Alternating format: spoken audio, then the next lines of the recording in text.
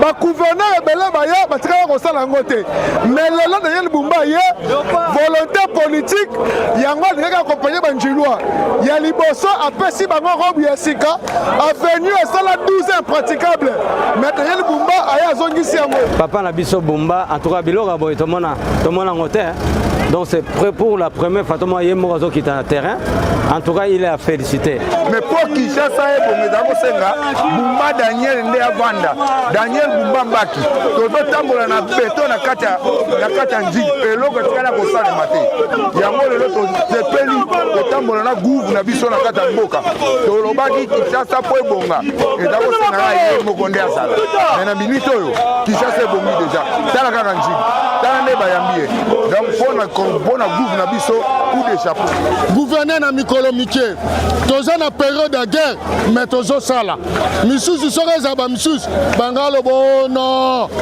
toza na guerre moye to sala te tala nzelo pour le moment nzelo na Kinshasa ezate to tondisa mine sengo pona komona nzela ya qualité ya oyo vraiment to lexi bambule belé tala qualité ya infrastructure oyo et vraiment esengo mingi merci na tata moko toza sima na ye na makamba boy tala nzelo ezaye moye te mais ndenge komi boy soki eza 3-4 Congo penza RD Congo ekokendi boso nous voulons ba histoire ya boy donc Bumba notre gouverneur non coup de chapeau coup de chapeau coup de chapeau coup de chapeau.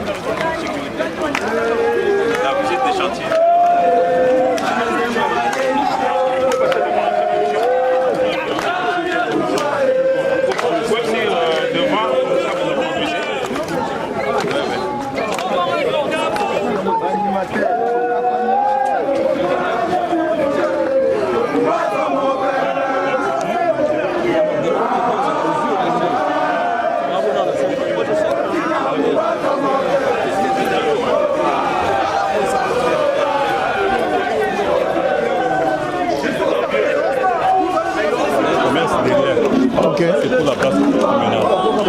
Il y aura trop de bureaux. Hein. Il y aura des bureaux de trop ici. Oui. Mais c'est... la salle polyvalente. Ah, il y a une salle polyvalente aussi. Oui. Ok. Mais il n'y aura plus le niveau là-bas. Non, il y a c'est R plus 1. Après la toiture. Ok. Botongi, on a pris quoi?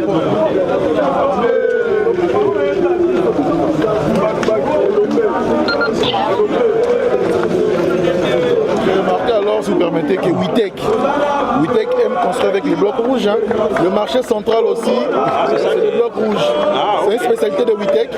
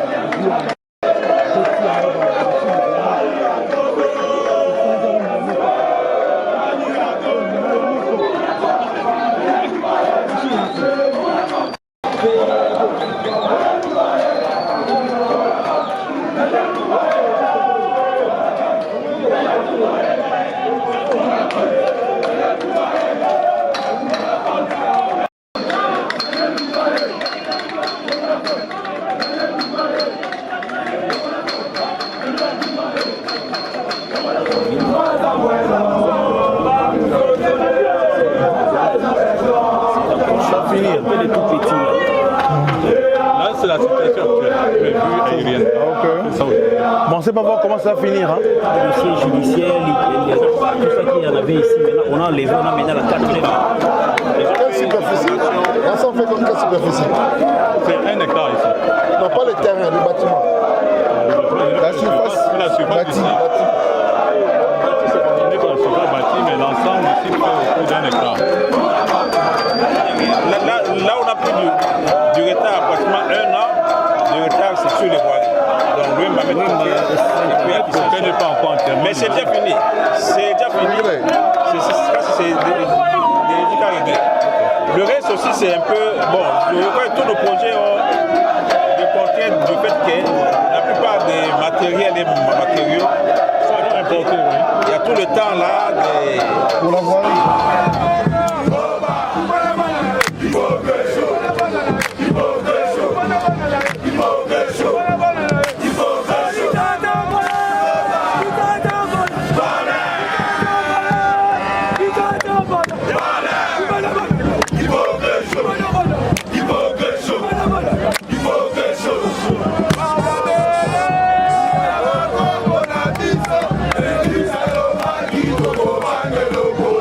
Mabel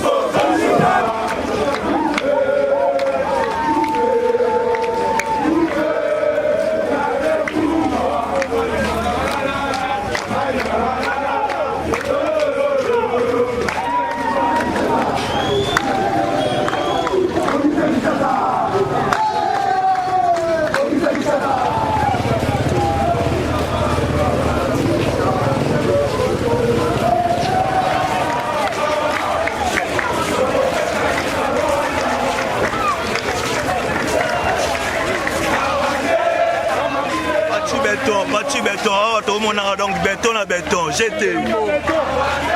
nayebisaki bino bakinois kifisa ezobonga moto andimaki te. Voilà la volonté politique d'un homme qui s'appelle au gouverneur de la ville de Kinshasa, Daniel Bumba Lubake. Njili oyo boulevard Louembe ezalaki salite ekufa me na vision ya mokonzi ya mboka accompagné na honorable gouverneur Daniel Bumba Kinshasa ebongi njili ebongi. Lelo njilwa a retrouvé robe na ye ya sika na kati ya avenue Louemba. Bagouverneur ebele baya batikala kosala yango te. Mais lelo Daniel Bumba volonté politique yango alingaki accompagné banjilwa ya liboso apesi bango robe ya sika avenue esala 12 impraticable mais Daniel Bumba aya azongisi yango yango biso bakinois tolobi ete ke lokumu na gouverneur ya ville de Kinshasa Daniel Bumba Lubake Kinshasa ezobonga mpe ekobonga tozali na détermination na volonté ke Kinshasa ekobonga gouverneur na mikolo mike toza na période ya guerre mais tozosala misusu soki eza bamisusu banga lobo non toza na guerre moye tosala te tala nzela oyo pour le moment nzela oyo na Kinshasa eza te mpo na nini gouverneur alakisi ke aza mwana ya UDPS leto ebele leto lobai ke bolamu ya gouverneur nde yango tala lelo peuple lega bayoki gouverneur azoya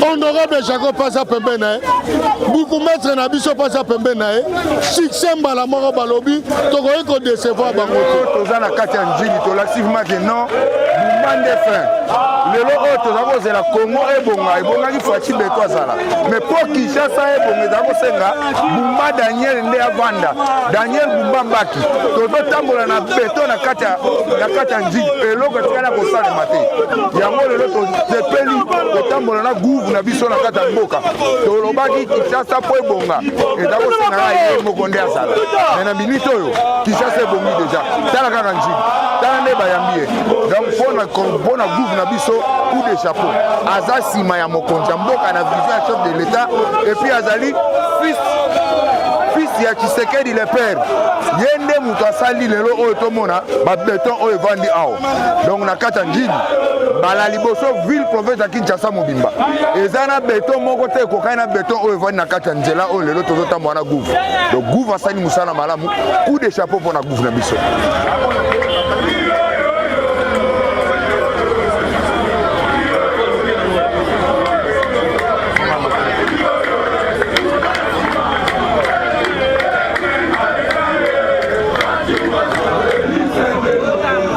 Maman wa dongo zomona wa dongo plein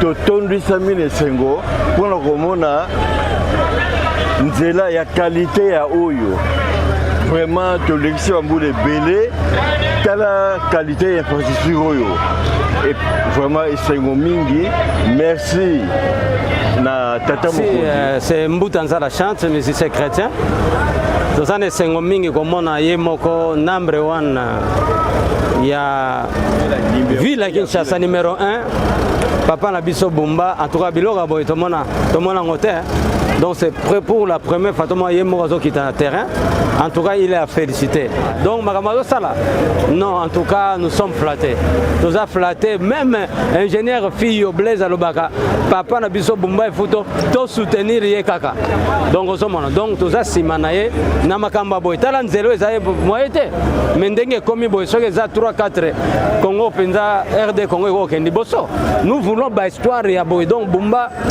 notre gouverneur non coup de chapeau coup de chapeau coup de chapeau coup de chapeau.